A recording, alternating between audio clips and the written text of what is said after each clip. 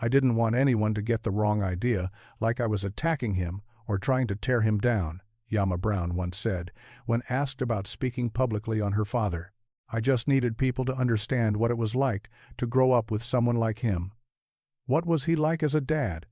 What was he like behind closed doors? Not just the entertainer on stage. Everybody already saw that part. She explained that when she first heard Hollywood wanted to make a movie about James Brown's life, he had mixed feelings. On one hand, it meant his story mattered. On the other, he knew exactly how the industry could twist black lives into caricature. According to Yamma, he worried deeply about how a powerful, complicated black man would be portrayed by a system that rarely gave men like him any grace. On Christmas Day, 2006, just hours before James Brown was officially pronounced dead at Emory Crawford Long Hospital, something reportedly happened inside room 323 that still unsettles the people who claim they saw it. A night shift doctor who, according to hospital staff, resigned not long after, later insisted he walked past Brown's room and saw the singer speaking in a low, urgent tone to someone standing in the far corner. The only problem was that when the doctor stepped inside and turned on the light, there was no one there.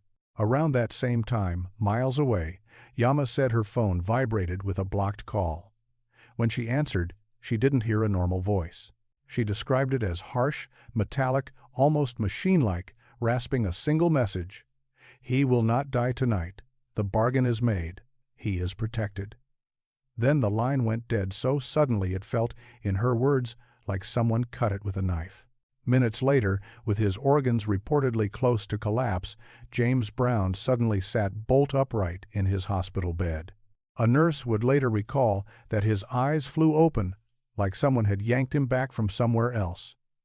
For decades before that night, people around him had quietly traded the same story, that back in 1968, James Brown had made some kind of pact with a force he would never name out loud, and now, for the first time, his daughter Yamma was prepared to walk through 5 pieces of proof that some believed showed her father struck a deal with Satan, and that this deal repeatedly pulled him away from death.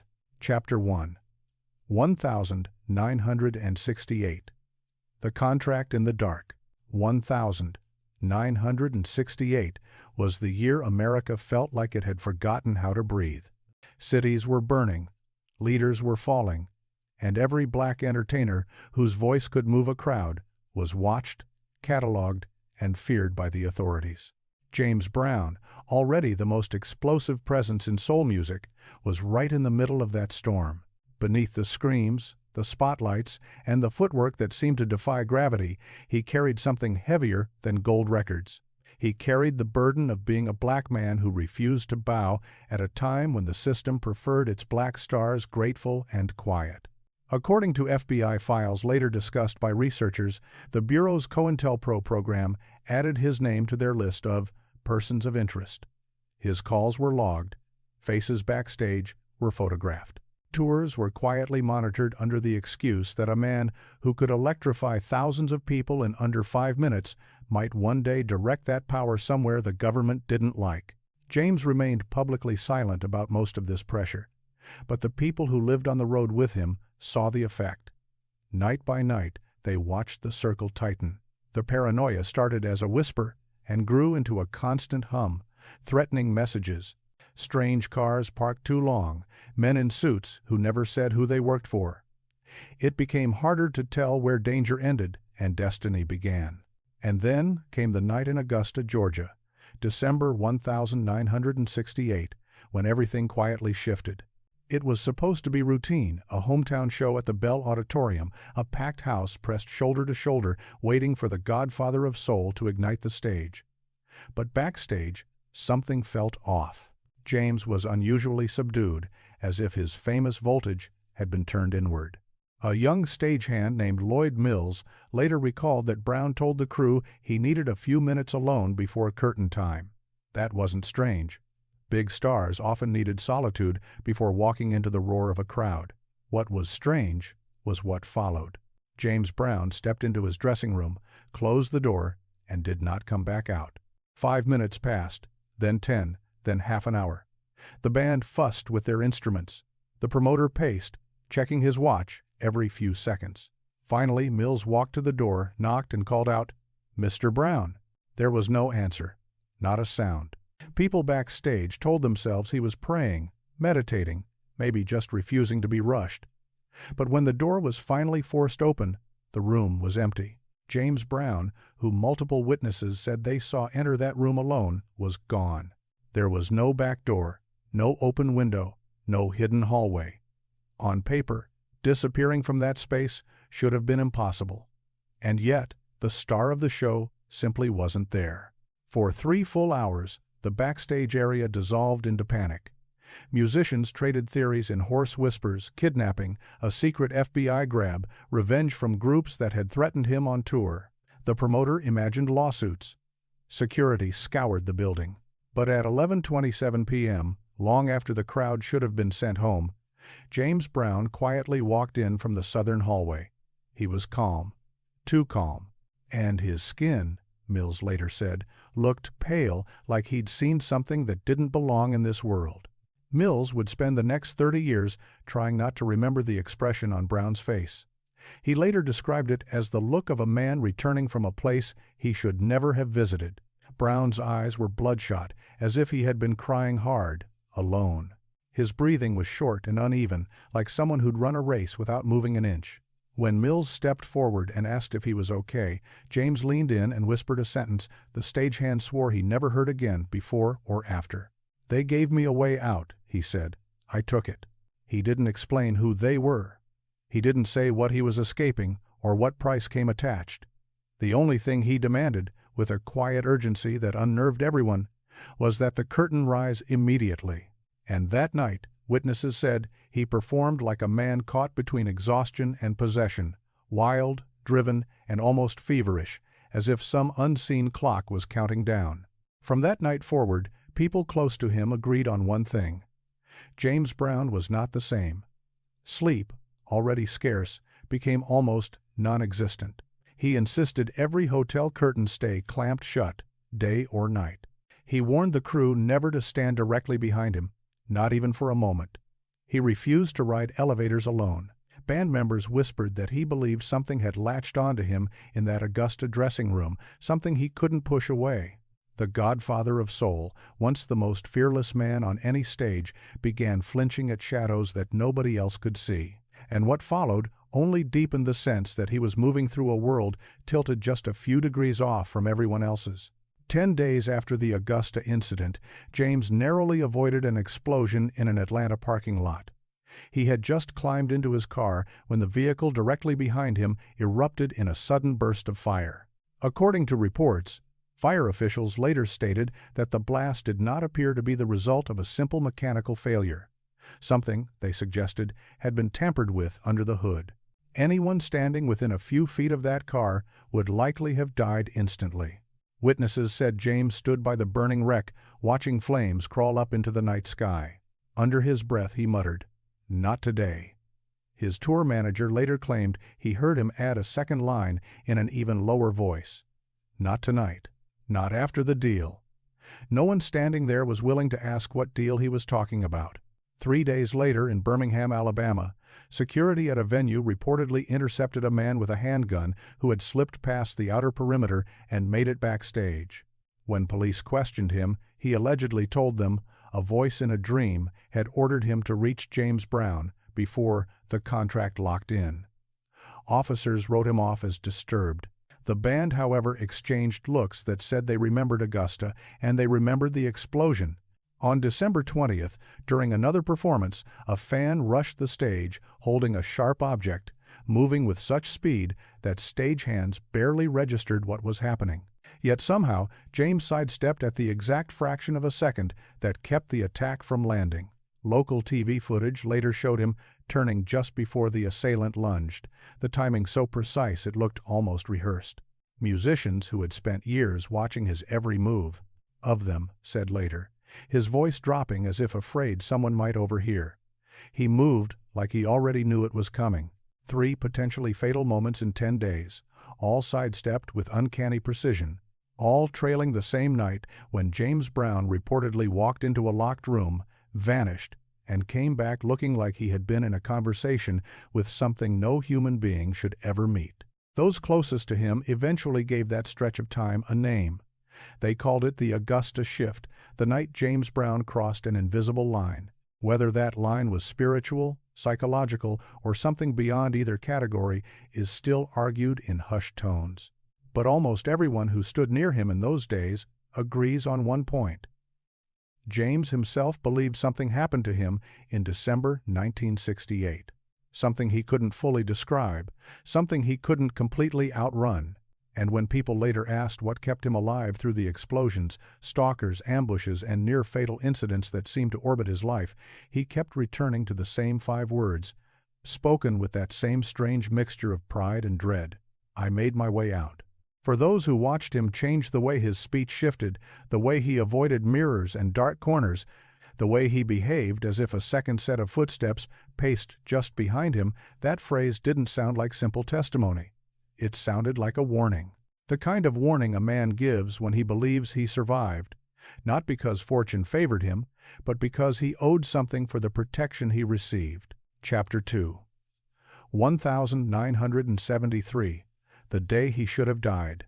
By 1973, James Brown had already survived more threats, explosions, and razor-thin escapes than most people could imagine.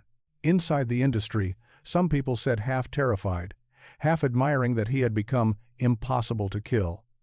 But what unfolded on October 23rd of that year wasn't a legend whispered on a tour bus or a rumor repeated by overexcited fans. It was documented, investigated, and filed away in official reports that still raise questions. South Carolina, early morning. Fog clung to the ground in pale bands, thin enough to see through yet thick enough to feel on the skin. James Brown was scheduled to take a private flight in a small twin-engine plane. A short hop he had done so many times it barely registered as a risk. Nothing about that morning hinted at catastrophe. No storm warnings. No mechanical alerts. No premonitions that within minutes everyone on board would be convinced they were about to die. Sitting next to him was Charles Bobbitt, his longtime manager, one of the few men Brown truly trusted. Bobbitt had a reputation for composure, a man who could handle chaos without flinching. Contracts gone wrong, angry promoters, last-minute changes. Bobbitt had seen it all. But even he later admitted that what he experienced on that flight carved a permanent scar into his memory. The plane took off smoothly, its engines humming as it climbed into patches of mist. At around 2,000 feet, the world below faded into white. The pilot radioed the tower, reporting a routine ascent and clear visibility above the clouds. James sat back in his seat, unusually quiet, staring out the narrow window with the tense stillness of someone listening for a sound no one else could hear. Then it happened. Without any warning, the right engine coughed. Bobbitt would never forget that sound, a sharp, cracking choke followed by a violent sputter that rattled the entire cabin. It was the kind of noise that makes the body react before the mind catches up, the kind that tells you something has gone terribly, fundamentally wrong. The pilot cursed under his breath, eyes flicking to the dials, hands moving fast. The right engine lost power completely. No thrust, no response. Dead. Within seconds, the left engine followed it into silence.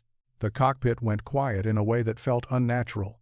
No roar, no vibration, just the hollow rush of wind. The airplane stopped climbing. Then it stopped holding. And then, with a sickening inevitability, it began to fall. Bobbitt later described those seconds as pure, undiluted terror. Gravity took hold of the aircraft like an invisible hand had grabbed its nose and yanked it downward. Coffee cups floated. A pen lifted off the tray and drifted in the air, a slow motion proof that they were no longer flying, they were dropping. The pilot tried to restart the engines. Nothing. The instrument panel flickered, blinked, and then went dead. They were in free fall.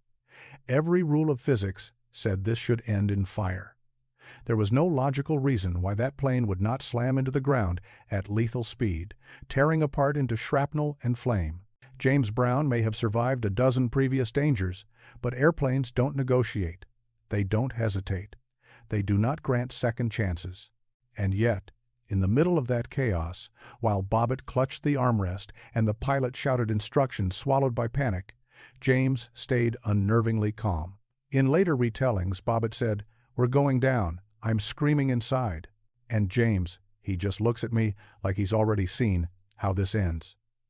Then Brown gave him a statement, flat and strange, not comfort, not optimism, but something else entirely.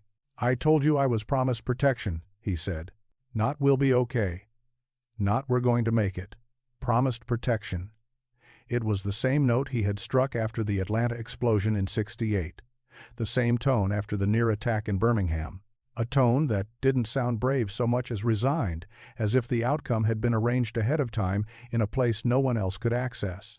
The plane continued to fall. 1,500 feet. 1,700. Through the cockpit glass, Bobbitt could see treetops now, sharp and fast, rising up like a field of spears, waiting to rip through metal and bone.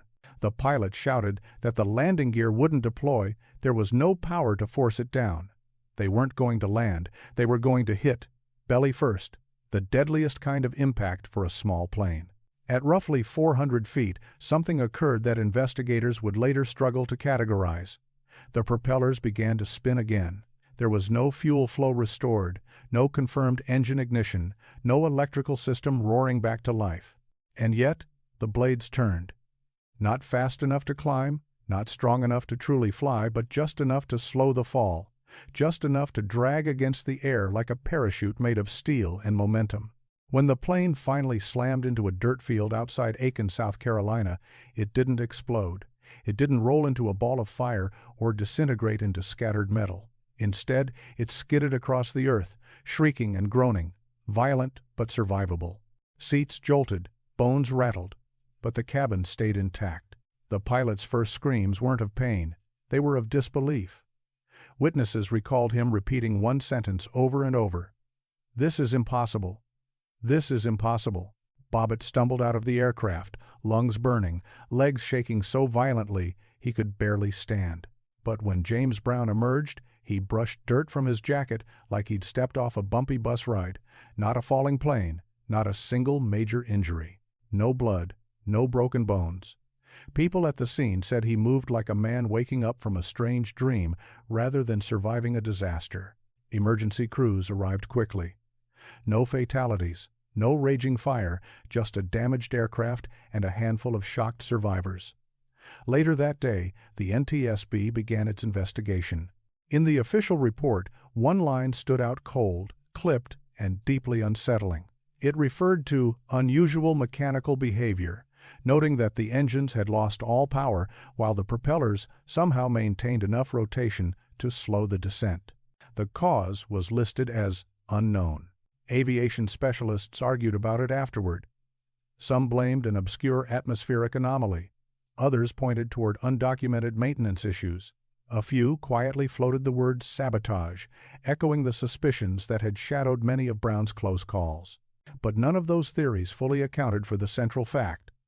Propellers do not spin with life-saving force when the engines are dead. Not like that. Not enough to make the difference between a crater and a skid.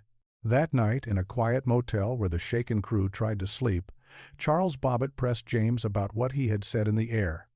Protection from what? Protection from who? James didn't answer directly. He sat on the edge of the bed, elbows on his knees, staring at the floor like he was listening to something just beneath it. When he finally spoke, it was almost too soft to hear. "I told you," he said. "I was promised I'd be kept alive. I didn't ask for the details." Years later, Bobbitt would admit that this was the most frightened he had ever seen. The Godfather of Soul, not frightened of dying, but frightened of whatever might be keeping death at arm's length. For those who believed James Brown had struck some kind of bargain back in 1968, the 1973 plane crash became Exhibit A, the moment when familiar laws of science seemed to falter, when physics took a step back and something else stepped forward. Something James appeared to believe he owed. For people who already believed James Brown had made some kind of dark bargain back in 1968, the 1973 plane crash became their favorite piece of evidence. To them, it was the moment where science seemed to glitch, where physics stuttered, and something else stepped in, something James himself believed he owed. Chapter 3. 1988. The prison miracle. They say every legend eventually loses control. But in 1988, James Brown didn't just lose control, he outran it, outdrove it, and somehow survived a night that by all normal measures should have ended with his body on the highway. By the late 1980 seconds, the Godfather of Soul was no longer the invincible cultural earthquake he'd been in the 60 seconds and 70 seconds. The fame was there, the fire was there, but the landscape around him had shifted into something harsher. Crack cocaine had ripped through black neighborhoods. Record labels were moving their money toward younger artists. And James, always volatile, always explosive, was wrestling with demons the public only heard about in fragments. His marriage to Adrian had crumbled in full view of the headlines. Domestic incidents showed up in arrest reports and tabloid spreads. People whispered about drug binges, about paranoid rants in hotel corridors, about nights when he stormed down hallways like he was being chased by things no one else could see. But nothing compared to the morning of the 24th of September 1988, the day James Brown turned 3 states into a moving crime scene and somehow walked away alive. It started in Augusta, Georgia, inside a small office building he used for business. Brown reportedly became convinced that someone was trespassing on his property, using his restroom without permission. He burst through the door with a shotgun in his hands, furious, shaking, eyes wide and unfocused. Employees panicked, bolted outside, and called the police. When James realized officers were on their way, something inside him snapped, not the way an ordinary man breaks, but in a way that looked almost like he was answering a summons only he could hear. He ran back to his pickup truck, slammed the door so hard the frame shuddered, and stomped the accelerator until the tires screamed across the pavement. What followed became one of the most notorious police pursuits in music history. A high-speed chase that stretched across state lines and played out like a scene no one would have believed if it hadn't been documented. James Brown versus the law, with patrol cars, highway units, and eventually SWAT and federal vehicles joining the chase. He crossed from Georgia into South Carolina at a speed officers later measured at well over 90 miles per hour, weaving between cars, blasting through red lights, cutting across lanes, as if the basic rules that keep metal and flesh alive didn't apply to him. One officer said later that he drove like a man who either wasn't afraid of dying or didn't believe dying was an option. Sergeant Fred Harp, one of the men in pursuit, would later recount that Brown should have flipped that truck a dozen times. Each wild swerve, each near collision, looked like the moment when the chase would end in fire. But each time the truck seemed seconds from rolling, the vehicle straightened at the last possible instant, as if jerked back into alignment by unseen hands. As the miles piled up, the pursuit grew more desperate. Police deployed spike strips across the interstate. Brown's truck tore over them, shredding all 4 tires, sparks spraying from beneath the chassis as rubber disappeared and metal chewed the asphalt. And still, impossibly, the truck kept moving. To other drivers, it looked like something out of a nightmare. 4 blown tires, rims grinding the road, yet the vehicle lunged forward as if pushed by invisible momentum. When Brown crossed back into Georgia, the situation shifted from dangerous to potentially lethal. SWAT teams took positions, officers took aim, weapons ready. According to reports, someone shouted for him to stop. He didn't. Instead, he swung the battered truck across the median, directly into the path of armed officers. One wrong twitch, one split second of misjudgment, and the hardest-working man in show business would have been cut down in a barrage of bullets. But that's not how it ended. Sergeant Harp later explained what he saw. "We aimed," he recalled. "We fired warning shots. He was coming straight at us. He should have been dead. But then the truck slowed, out of nowhere. Not a full stop, not a normal brake. Just a sudden, unnatural deceleration enough for the officers to rush the vehicle, drag Brown out, and pin him down without firing the kill shots that seemed inevitable seconds before." To this day, Harp has insisted that the math didn't make sense. The speed, the angle, the distance. There was no obvious reason James Brown should have survived that final approach. And yet, he did. When officers finally wrenched him from the driver's seat, the truck was a wreck, tires destroyed, rims mangled, chassis scarred. But James Brown was alive, dazed, bruised, confused, breathing. Pinned to the ground in handcuffs, witnesses said he kept repeating the same phrase over and over, almost like a mantra. "I'm protected," he muttered. "I told you I'm protected." No one on that asphalt understood what he meant. No one asked. Back at the station, the strangeness only deepened. After a chase that should have sent his heart racing into dangerous territory, medics expected chaos in his vital signs. Instead, they found calm. His blood pressure was stable, his pulse was steady. One medic compared it to examining a man who had been resting quietly, rather than someone who had just outrun death on shredded tires. Reporters swarmed the courthouse. Headlines screamed, "James Brown in wild high-speed chase. Godfather of Soul arrested after multi-state pursuit." The public saw a familiar narrative, another black superstar spiraling into madness under the weight of his own excess. What they didn't see were the fractures running through Brown's life at the time. His marriage to Adrian was in ruins. Accusations of violence hung over him. Tabloids hinted at drug use, alter egos, and nights when he claimed to hear voices. Friends said he avoided mirrors.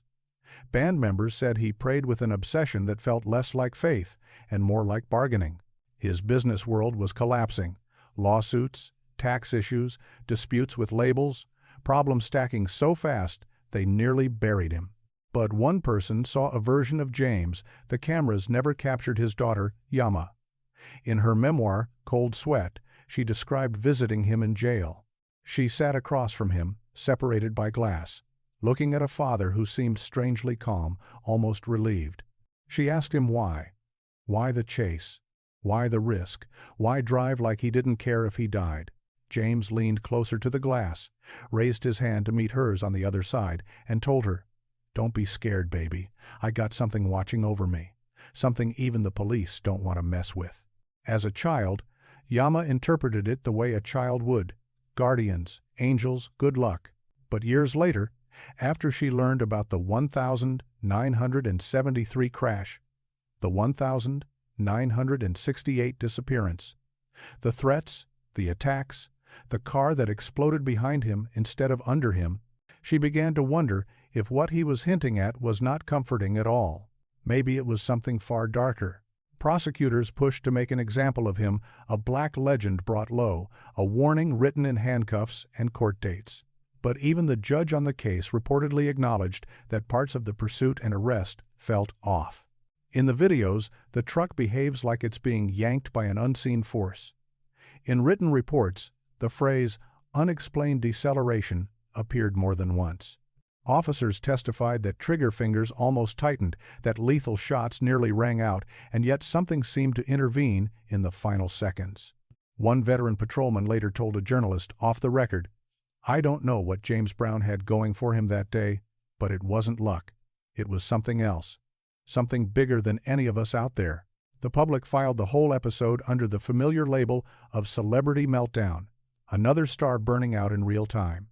But the people who had watched James Brown cheat death again and again, starting from that locked room in Augusta, saw it differently. This wasn't random chaos. This was pattern. And when the prison doors finally closed behind him, one guard would later recall hearing James Brown murmur a final sentence under his breath, almost like a reminder to himself. "I told you," he said quietly, "they won't let me die." For those who believed in the whispers that his life had been bargained for decades earlier, the 1,988 chase wasn't just a scandal, it was evidence. Evidence that the Godfather of Soul was living on borrowed time, borrowed breath, and borrowed protection from something no one dared name out loud. Chapter 4. 1,992. 1,998. The Night Visitors. There comes a point in every legend's life when the public story ends and the private truth begins. For James Brown, that dividing line was the 1,988 chase. After that morning, his life stopped resembling the familiar arc of a fading celebrity and shifted into something stranger, a twilight zone between fame and fear, where unexplained events and unspoken anxieties became part of his daily routine. When he finally walked out of prison, people close to him said something fundamental had changed. The intensity was still there, that furnace of energy that had powered him through decades of grueling performances, but it no longer looked like hunger or ambition. It looked like urgency. He moved through crowds as if being timed, avoiding lingering conversations, cutting interactions short. He insisted on staying in rooms without windows or reflective surfaces. Assistants quietly learned there were hallways he refused to walk down, hotel floors that unsettled him, entire cities where he would become restless and sleepless for reasons he never explained. Industry observers shrugged it off as paranoia, the cost of long-term fame and public scandal. But the people who traveled with him, the ones who saw him in those unguarded in-between hours, noticed details that didn't fit any simple diagnosis. He reacted to empty corners as if someone were standing there. He paused outside dressing rooms, head tilted, as though listening for something beyond normal hearing. There were nights when he refused to step off the tour bus, canceling shows with last-minute explanations that had nothing to do with throat problems or fatigue. "The feeling is wrong," he would say. "The atmosphere isn't right." He never clarified what that meant. The early 1,990 seconds blurred into a relentless circuit of tours, legal arguments, and obligations that felt less like a career and more like an attempt to stay one step ahead of an invisible pursuer. Yet the farther he went across states, across oceans, the stranger the story.